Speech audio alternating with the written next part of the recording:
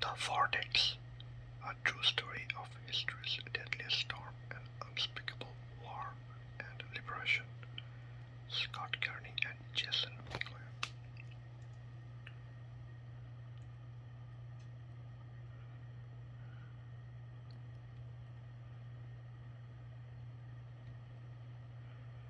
Dedication for the Bangladeshis who never saw independence.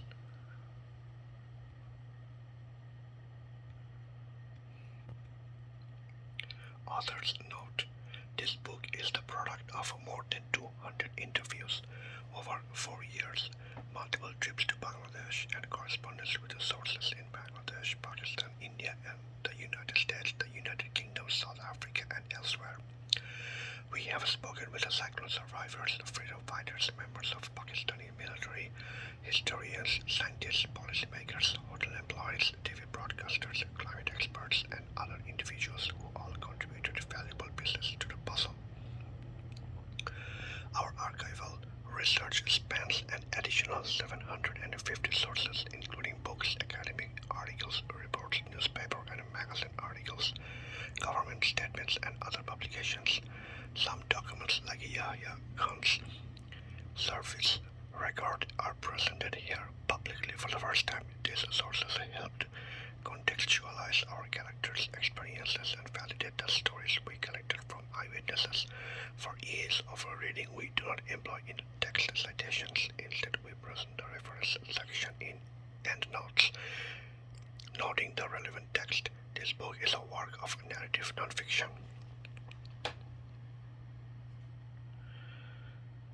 While all details herein are true and research-based, the act of putting disparate pieces together in a way that puts the reader in the historical moment requires us to make judgments at times about motivations and states of mind that are not preserved in the historical record. In some places, we condensed timeless dialogues, competing perspectives, and peripheral details for clarity and to better bring out the essence of the events. For example, some scenes combine events that occurred over multiple days into a single narrative moment. In other places, we extrapolate minor pieces of dialogue, mannerisms, and presumable emotional responses. In places where the participants themselves did not remember the specific details of a conversation that happened 50 years ago. For transparency, we have referenced all such instances in the notes section. These stylistic edits have no material bearing on the factual events we present. A responsibility for many errors or possible misinterpretations remain ours alone. Furthermore, we opted to use the spellings of locations, military ranks, and people that were in use in 1970 in order to preserve the flavor of the moment. So cities in like Kolkata and Dhaka appear in this text as Calcutta and Dhaka. Similarly, we chose the spelling Manpura over Monpura. Despite both spellings being in popular usage, we refer to our central sources by their first names instead of their last names to avoid the confusion that would emerge where people share common family names. Prologue: Blackout, Bay of Bengal, November 11, 1970, 24 hours before landfall. White mist surged across the Mahajagmitras Bridge, and the ship's aging frame creaked with each menacing gust.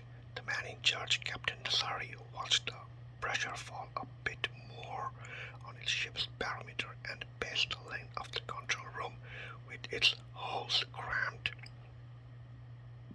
to capacity with jute fiber and steel. The ship rocked ominously as it inched toward the open sea. Nasari and his ship were leaving the great Hooghly River, the westernmost finger of India's Ganges Delta and one of the world's most troublesome waterways.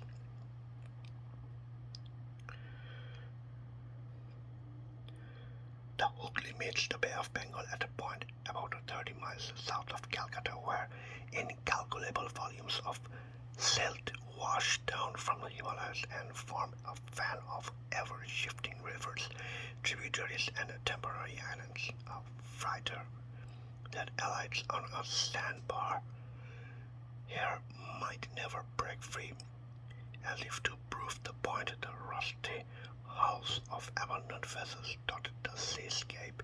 Colossal silt deposits alter the map on an almost daily basis.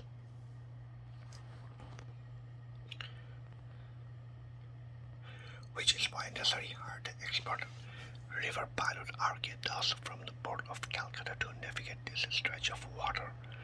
Das deftly guided the 6,000-ton ship through the narrow channels as the wind began to pick up. Necessary darted his eyes back and forth between the barometer and a stack of outdated maps as they tried to estimate the coming storm strength. The stakes were high, waiting out the weather, since they would add at least a day to their 2-week trip to Oman.